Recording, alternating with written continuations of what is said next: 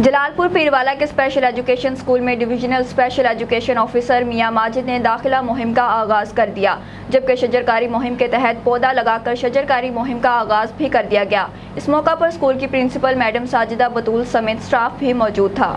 जलालपुर पीरवाला के special education school में divisional special education officer मियां माजिद ने दाखिला मुहिम का आगाज कर दिया।